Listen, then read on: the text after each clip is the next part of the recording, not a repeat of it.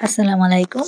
আমরা প্রতিনিয়ত আমাদের চারপাশে প্রকৃতি দেখি, কিন্তু কখনোই কি ভেবে দেখেছি প্রতিটি গাছের ভেতরে লুকিয়ে আছে আল্লাহর কিছু বার্তা? আজ আমি আপনাদের সবুজের মাঝে আল্লাহর সেই অপার মহিমার কথা শোনাবো, যা আপনার মনকে আরও বেশি প্রশান্তিতে ভরিয়ে দিবে। কোরআনে বলা হয়েছে, আসমান ও জমিনে যা কিছু আছে সবই আল্লাহর পবিত্রতা ঘোষণা করে। একটি গাছ যখন বাতাসে দোলে, সেটাও যেন আমাদের শেখায় আমরা যেন সর্বদা আল্লাহর স্মরণে থাকি, আল্লাহর জিকিরে থাকি। একটি গাছ বীজ থেকে রোপণ করার পর কিন্তু তা সরাসরি কখনোই ফল দেয় না। এতে যেমন আমরা ধৈর্য এবং সবরের প্রয়োজন সেটা বুঝি, তেমন কিন্তু ফল আসার জন্য আল্লাহর উপরে তাওয়াক্কুল করতে হবে, সেটাও কিন্তু আমাদেরকে বুঝিয়ে দেয়। সেজন্য জীবনেও কিন্তু আমাদের অনেক ধরনের সমস্যা আসতে পারে, সেটাও ধৈর্য ধরে আমাদের তাওয়াক্কুলের উপরে আল্লাহর উপরে তাওয়াক্কুল করে থাকতে হবে। ইনশাল্লাহ আল্লাহ কিন্তু সেই ফল আমাদের দিবেন। এই দেখুন, ছোট্ট একটা গাছে কিন্তু অনেক সুন্দর একটা পেয়ারা ধরেছে। এটা কিন্তু আল্লাহর দেওয়া একটা কুদরত। এতটুকু একটা গাছে কি সুন্দর একটা ফল ধরেছে। প্রতিটা জিনিস আমাদেরকে বোঝায় যে সব কিছু আল্লাহ আমাদের জন্য দান করেছেন। প্রতিটা ফল, ফুল, পাতা সব কিছু, এই বাতাস সব কিছু কিন্তু আল্লাহর তসবিহ পড়ছে, আল্লাহর জিকির করছে। আমরা কিন্তু সর্বদাই এটা আমাদের স্মরণ রাখতে হবে যে প্রতিটা জিনিস আপনি ফিল করেন যে প্রতিটা জিনিস আল্লাহর আল্লাহর মহিমা ঘোষণা করছে, আল্লাহর জিকির করছে। তো সর্বদা আমাদেরকে তো আল্লাহর স্মরণে থাকতে হবে, আল্লাহর জিকিরে থাকতে হবে। আপনি এই সবুজের মাঝে আপনি প্রশান্তি খুঁজে পাবেন। আপনি যখন ভাববেন যে আল্লাহ এই সব কিছু আল্লাহর জিকির করছে। এই যে এই ফুলটা আল্লাহর জিকির, এই দেখেন ছোট্ট একটা পিঁপড়া, এই পিঁপড়াটাও কিন্তু আল্লাহর জিকির করছে। এটাও কিন্তু একটা সাদাকা জারিয়া। আপনি যখন একটা গাছ লাগাবেন, আপনি কিন্তু এটা সাদাকা জারিয়া হবে।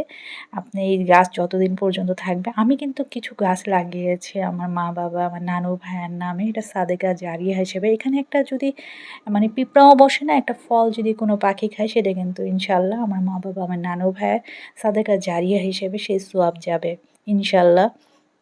আমরা কিন্তু সবাই এরকম গাছ লাগাতে পারি নিজের মা-বাবা, নানু ভাইয়া বা দাদা-দাদির নামে।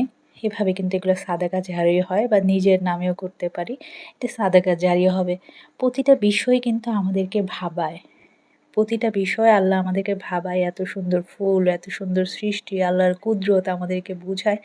আল্লাহ সর্বদা আমাদের সাথে আছেন। আল্লাহর সৃষ্টির, আল্লাহর যে একটা মহিমা আমাদের এগুলো আমাদেরকে ভাবায়। এগুলো আমাদেরকে ভাবায়, এত সুন্দর ফুল, ফল সব কিছু আল্লাহ কিন্তু আমাদের জন্য দান করেছেন। এই পৃথিবীতে বেঁচে থাকার জন্য আল্লাহ আমাদের কত না নিয়ামত দিয়েছেন। এই নিয়ামতের শুকরিয়া কিন্তু আমাদেরকে করতে হবে। সবসময় আলহামদুলিল্লাহ পড়তে হবে। সবসময় আলহামদুলিল্লাহ পড়তে হবে। সুবহানাল্লাহ, আলহামদুলিল্লাহ এগুলো সবসময় জিকিরের মাঝে আমাদের থাকতে হবে। পৃথিবীতে এই আকাশ বাতাস যা কিছু আছে সব কিছু আল্লাহর গুণগান গাচ্ছে। তাহলে আমরা কেন গাইবো না?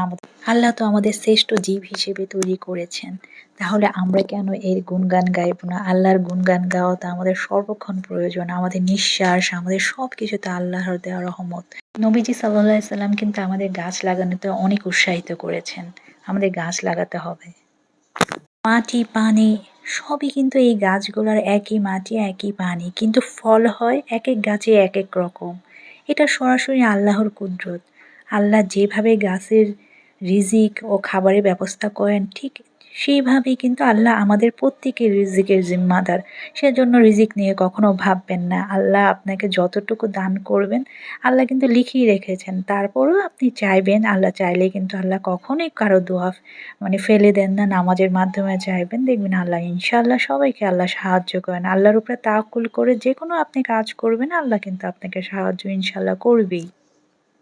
প্রকৃতির এই সান্নিধ্য কেবল বিনোদন না, এটি আমাদের আল্লাহর আরও কাছাকাছি নিয়ে যায়। আল্লাহর আল্লাহর মহিমা আরও বেশি আমাদের প্রকাশ করা উচিত। আশা করি আজকের এই ভিডিও থেকে আপনার মনের শান্তি আরও বেশি জোগাবে। এই প্রকৃতির, এই আল্লাহর নিয়ামত সবকিছু আপনাকে আরও শান্তি দিবে। অবশ্যই নিজের ঘরে বা আপনার ছাদ বাগান না থাকুক, আপনি একটা মানে বারান্দাতে একটা গাছ লাগাবেন, ২ টা গাছ লাগাবেন, দেখবেন ওটা পরিচর্যা করবেন। এটাও কিন্তু একটা ইবাদত। একটা গাছের পরিচর্যা করাও একটা ইবাদত। আমাকে সাবস্ক্রাইব করবেন। অবশ্যই সবাই বেশি ভালো থাকবেন। আমার জন্যও দোয়া করবেন। আল্লাহ হাফেজ।